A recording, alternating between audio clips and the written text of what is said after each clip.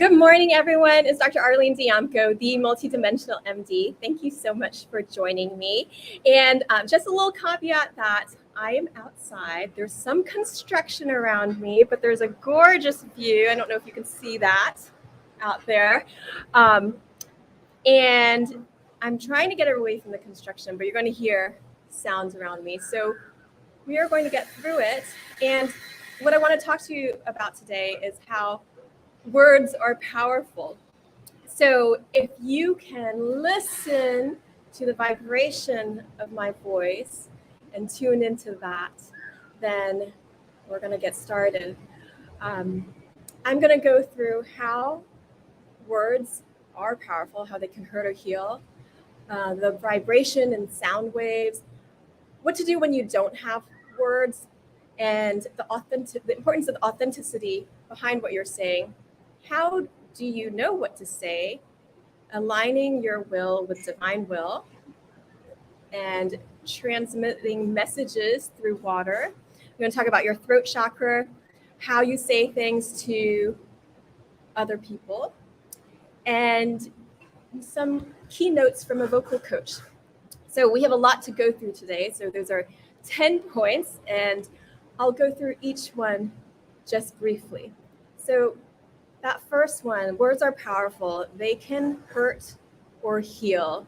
And that's something that can be hard to remember in the heat of a moment. And I totally get that, which is why it's so important to stay grounded and more conscious.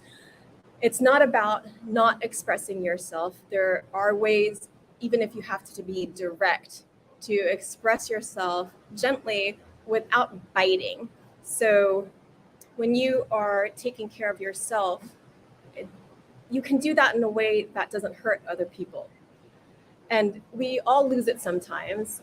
I talked about last week adult tantrums, and again, that importance of staying grounded and aware, and how we can avoid what my high school English teacher called a diarrhea of the mouth, which is that explosion of words without any purpose. So they may or may not be hurtful, but it's not necessarily healing.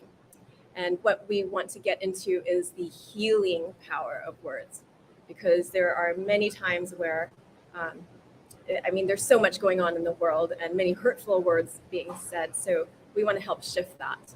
And again, you can say even critical things, but very gently, without hurting the other person. And we'll go through kind of like some steps of like how to get into that vibe, because the vibration of your words and your voice itself can be healing both for yourself and for others. So yeah, it's that vibration and that sound waves. So whenever you speak or you sing or you vocalize somehow, your body is feeling that vibration within you. So if you have like some sort of like conscious loving intention behind it, then your body can feel that and soak that into its cells. And then you also get that feedback from what you're saying, and then you hear it. So you're kind of getting that feedback loop for yourself from within, and then you're putting it out to the world. And so you're kind of getting that out in your environment too.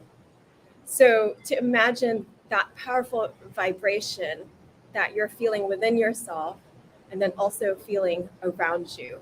That's how it is when you speak. Anytime you say something, when you're singing, when you're vocalizing. And I understand there can be times when it's hard to have words, or you don't really have anything to say, but you can still access that healing vibration. And one way you can do that is through humming. And this is something that my grandmother used to do, especially when she started to get a more hard of hearing. I would see her, she would just be crocheting and humming to herself. And I saw that it made her so happy to do that. So it's still getting like that vibration of you. So you expressing you and you getting that feedback of who you are. So it's you acknowledging yourself. And that humming, there's so many cranial nerves involved with vocalizations. But that humming is also this gentle massage to the vagus nerve. And so that can create this more calming response. And also, when you're humming, you have a longer exhale. So in terms of breath work, I often talk about just having this longer exhale compared to the inhale to access that calming response, those parasympathetics, again, the vagus nerve. And you can do all of that without much thought, without knowing what words you have to say through humming. So if you don't know what to say and you feel like you need to just calm yourself, you could just hum a tune. And that massages your nervous system in a way where it's really soothing. So try it out. Let me know how it helps you. Number 4, that authenticity of what you are saying. So whatever comes through, however that sincerity behind your words really comes through to what you are saying. And kids are so good at picking this up. They can sniff out fear. So they can pick it up with words or without words, but that vibration behind your words and the sincerity and authenticity behind it really make a difference. And so that's why my friend Maudie says it's not always what you say, but how you say it. And there's so much truth behind that. So think about that, when you're having a conversation, or even if you've had an argument and, maybe you or the other person's like, what did I say? I don't understand. Again, it's not always what you say, but how you say it. So you might be thinking one thing and then saying another, and that doesn't feel quite right. That's going to feel awkward to whoever you're with. It's going to feel awkward for yourself too, so it won't be as calming or relaxing. Number 5, this is a question I often get. How do you know what to say? And it's more than knowing what to say. It's also knowing what not to say. So especially when I'm in a healing environment, I only say what I'm called to say. So just because I notice something doesn't mean that I blurt it out. I choose my words wisely, and there must be some sort of purpose that is helpful behind whatever I want to say. So if there's any message that I feel in the body, anything that I want to pass on, whether it's a kid that I'm seeing or an adult, and I want to be able to get that across somehow. I know my internet's going in and out, so hopefully, if this doesn't work, I'll do it again. But that to know you don't have to say everything that you notice. And if you just do a quick check of do I feel called to say this? It takes a split second, and that's all I'll do, especially when I'm unsure. Just quick check, and I'll get a feeling in my body. I'll get a feeling in my energy field, and it'll be like there's an opening in my heart. So if I'm supposed to say something, I'll feel like this expansion in my heart field and my energy field. If I don't get that, then I know that it's not really something that I'm supposed to say at the moment. So number 6, aligning your will with divine will. This is something that I ask every morning, is to align my will with divine will, because that way, whatever I'm expressing comes from something deeper, comes from the universe, and just this wanting to share and express, and it's expressing yourself, but it's expressing yourself aligned with the universe. So you are going with the flow of life, you're going with the flow of yourself, you're going with the flow of living. And you can do this anytime you are eating or cooking, preparing food, because we can transmit messages in the water with our vibration, with our thoughts, with our voices. And so I like to be conscious of like what conversation I'm having when I'm cooking, when I'm eating.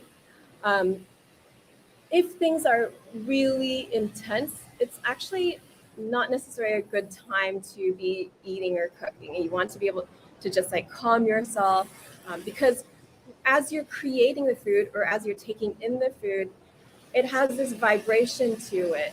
And you being able to be conscious of that, and you can be aware of like what you're transmitting. So you can start to cook and eat more consciously. And we are mostly water. So there's that water in the food that you're cooking, there's that water in your body. And so as you are speaking, as you are having conversations, that can get transmitted into the glass of water you pick up, into your food, and then into your body. So again, it's one of those things that's like as within, so without. So to be more aware of that. Number 8, and I hope you guys can hear me through all of this. So it's very interesting because your throat chakra, which is right here, your voice box is there, your thyroid is there. That's a whole other topic, talking about the thyroid.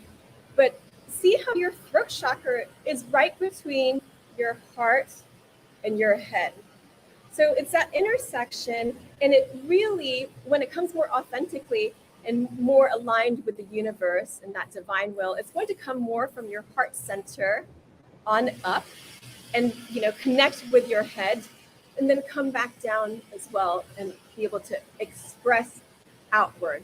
So ideally, those heart messages get to your brain, and it's not coming from straight from your brain to your voice. That happens so much of the time, and that's when people are just going through their patterns that are ingrained for so long, the stress patterns, the trauma patterns. That's when it's just going to be head to voice. But when you're more grounded and more aligned and feeling more balanced, that's what you want to be aware of. Is this message coming from my heart on out, heart and head, and then connecting and then on out? Or is this coming straight from like, I'm not conscious of it. It's just this pattern that's coming out. And this is when I see people have outbursts and are unkind or say mean words or say something harsher than it needs to be said. And it really speaks more about them than about the person they're talking to, which takes us to how you say things to other people reflects how you speak to yourself. So be aware of that for yourself and for other people. One, it's a way for you not to take things as personally when other people are speaking, and maybe they say something they didn't really mean, or they didn't mean it for it to come across the way that it did. And so I can see that in people because I can feel their hurt. So in that way, over the years, I've learned how not to take things as personally. And I have still a compassion, even if somebody might have sounded kind of mean. But I know that's not coming from how they necessarily are feeling about me, but more from what's going on from within them, what's happened in their lives, and how things are. Thank you, Nomad, for telling me you can hear me, of how things can come across, like with what is coming out from their heart instead of head to voice. So be aware of that for yourself as well. And when you say something to someone else that you didn't necessarily mean, or it didn't come across how you wanted it to, and that's when people are like, wait, what did I say? I don't understand what happened. Then just think about like that vibration of like, well, what was the tone behind the words? How do you feel that it was portrayed? And then think about, what are my thoughts like to myself? Because we think in words often. I mean, you don't necessarily have to think in words, but a lot of times people do think in words, even for themselves. And the words won't sound very nice. So it could be beating themselves up like, oh, you could have done a better job. Oh, you should have said this. Oh, you should have done that. But that's already over. So it's more being supportive of yourself. Like, wow, I did such a great job. And I'm learning so many new things. I've done something I've never done before, and here I am, learning how to do it. And maybe next time there's some other things I'd like to incorporate and change it a bit. But the fun of it is actually just being able to do it. So to step into that fun and that curiosity and the newness of like, hey, nothing's going to come out perfectly. I'm out here and and the sounds around me, here I am talking about words and vibrations and your voice, but the sounds around me are kind of crazy. But I wanted to show up anyway because I'm here for you, I'm here for myself, and I'm here to learn new things and to do things in different ways, do things in a new environment that I haven't done it in before, and just see how it goes. What's the harm? If it doesn't go that well, it's okay. So think that for yourself too. It's a lot of times things are not life and death matters, but we kind of treat it like that, really activates that fight or flight response, the survival instinct, when the thing that we're actually having to face or do is it's not necessarily about survival, but it feels like it. So the last thing are some notes from a vocal coach, and I have to thank my friend Mai Trin, who works with a vocal coach for this. And one of the main things was to not yell. So singers do not yell or scream because they are so protective of their voices, and they want their voice to be able to emanate and be able to sing freely and with so much power behind it. And they understand that when you yell, it strains those vocal cords, it strains those little muscles. They're very small and they have a very big job to do. So when they get strained, the vibration that comes out won't be quite the same. So I don't know if that motivates you not to yell as much. So parents out there, I hear you. It's hard sometimes when people are acting out not to yell, but maybe that'll be your extra motivation. Like, hey, I want my voice to be able to maintain this loving authenticity and not to strain it, because then after that, then everything that you say sounds more stressed and more strained. And that if that's not what you want, the message you want to put in the world, then you take care of your voice as well. So thank you so much for joining me. Please, if you have any questions, let me know in the comments. I would love to just share more. And if you have anything in particular you want me to talk about, let me know. And as always, let me know where you're from. Like and subscribe. You can also follow me on Instagram at All Worlds Health, on Facebook at All Worlds Health and Pediatrics, on TikTok. So my kids are encouraging me to put out some more videos on the MultiDimensional MD on TikTok, and on my website, allworldshealth.com. I have an e-love letter every week. So if you sign up for that, then you will receive that. So thank you so much. Thank you for joining me. And I will see you next week on another episode of the MultiDimensional MD. Lots of love to you and have a beautiful rest of your week.